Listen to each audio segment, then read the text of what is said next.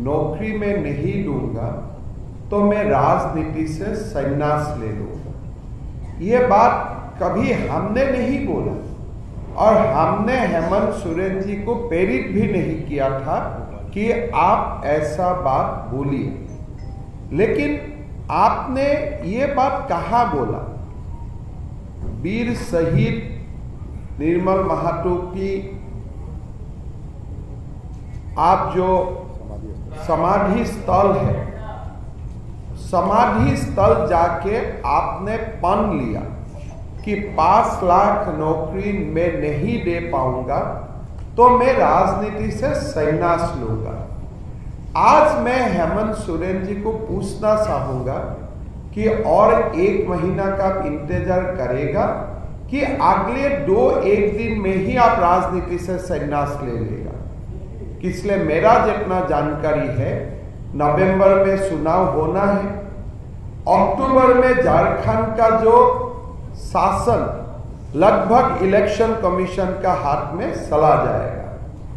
आपका हाथ में सितंबर महीना है, आप सितंबर महीना में भी पूरा प्रयास कीजिए, लेकिन कम से कम आप आपका रिटायरमेंट डेट हमें बता दीजिए कि हम 30 सितंबर को या 2 अक्टूबर को, गांधी जयंती का दिन होगा, अच्छा होगा, आप राजनीति से संन्यास लेने का आपका ही जो निर्णय था, इसको आप विधिगत रूप से आप इसको क्रियान्वित करने का काम कीजिए। इसलिए मेरा पिता का कोई बहुत बड़ा परिचय नहीं है, लेकिन आपका पिताजी झारखंड का, देश का एक बहुत बड़ा व्यक्तित्व होता है।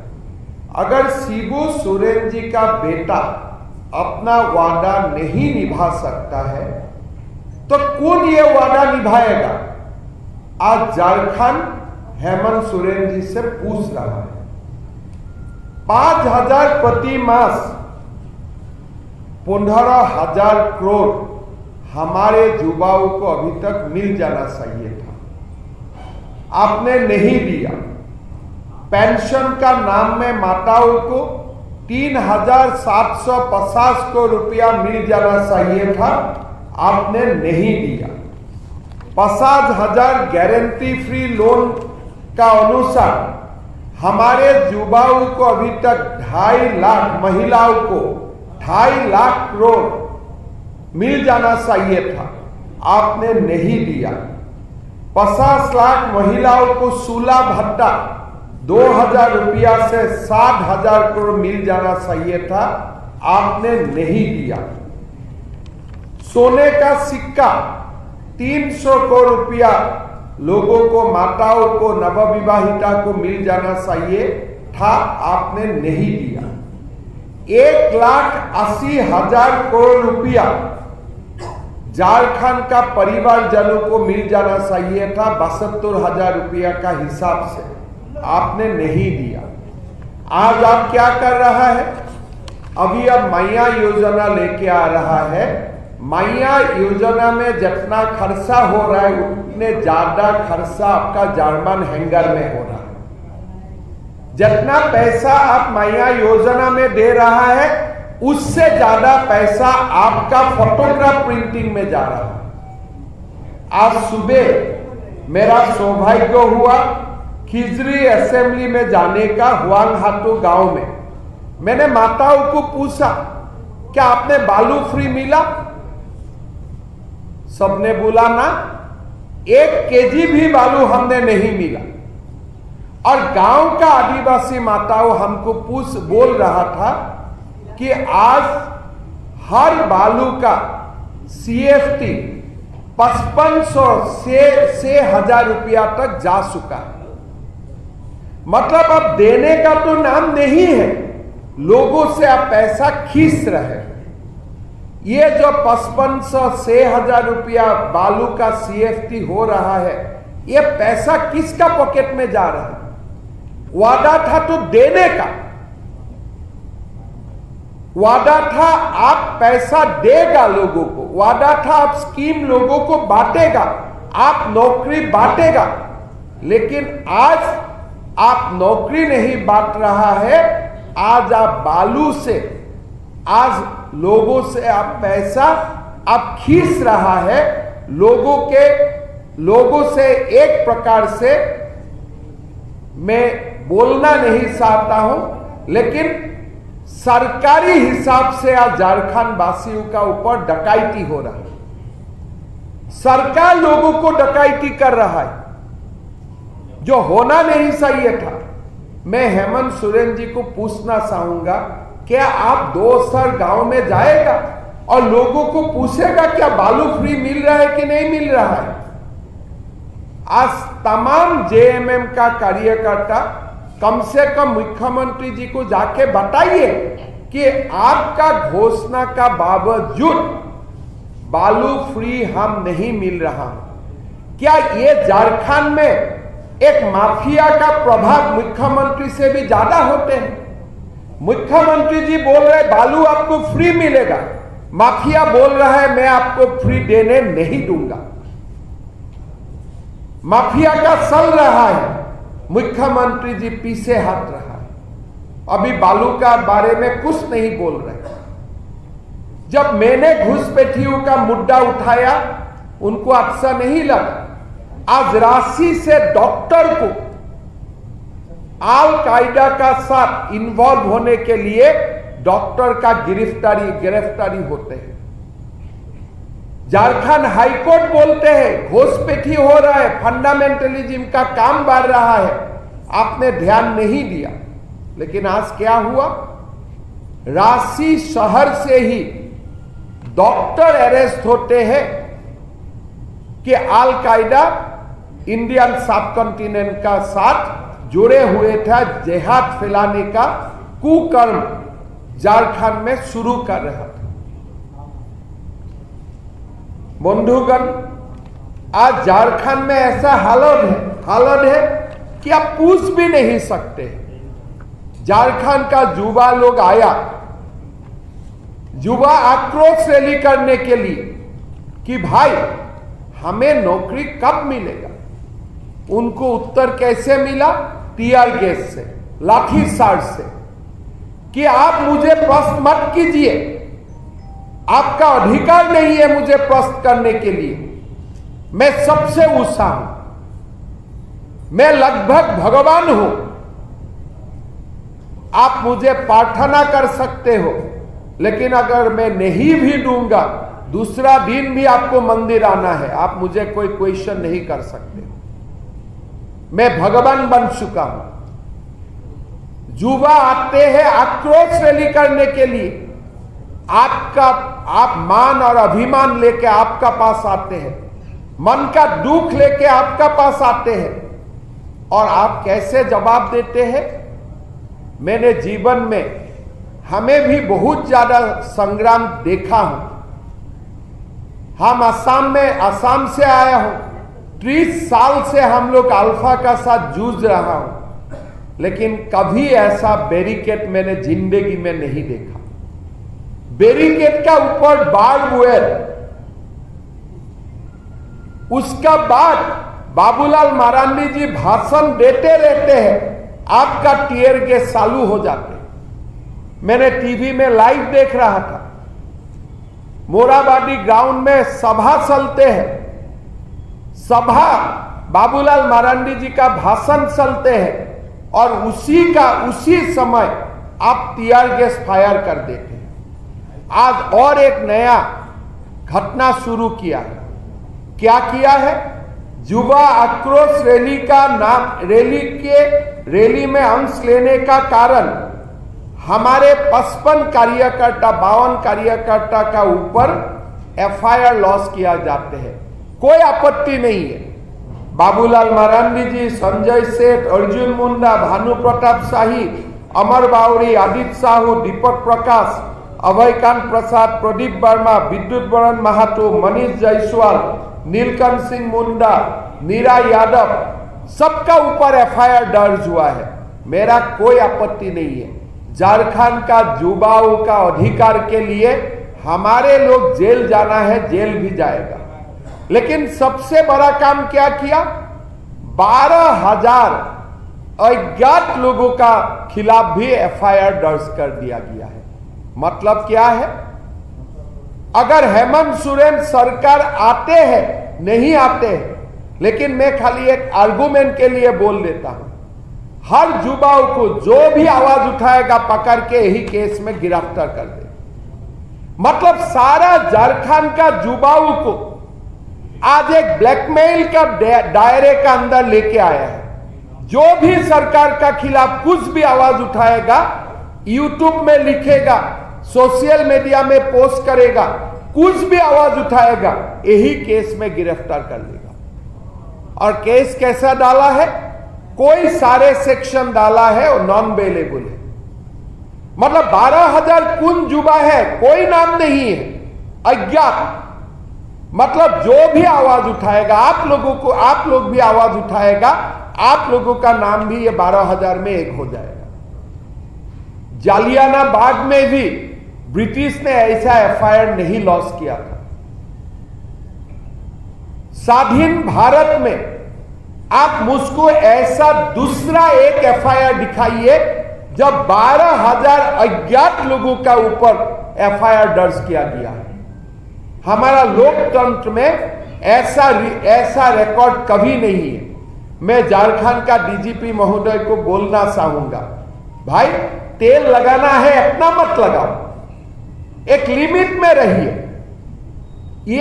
आज ये एफआईआर सुप्रीम कोर्ट में जाते हैं, क्या एक दिन भी टिक सकेगा? वीडियो है, टीवी है, लोगों का नाम लेके आओ, नाम लेके नामांकित करो, हमारा कोई आपत्ति नहीं है। हमारा युवा मोर्चा का लोग जेल में जाने का कोई आपत्ति नहीं है। लेकिन अब अज्ञात क्यों किया? मतलब आपने ब्लैकमेलिंग का एक रास्ता खोल लिया। आप टीवी स्क्रीन में सब युवाओं का चेहरा है। जो युवा मोराबादी में आया था उनका नाम में आप एफआईआर दर्ज करो, कोई आपत्ति नहीं है। लेकिन आप ब्लैकमेल का यह तरीका क्यों ढूंढा है? मैं झारखंड का डीजीपी महोदय को बोलना चाहूंगा, भाई इतना सुपला सापटी मत करो, एक लिमिट क्रॉस मत करो।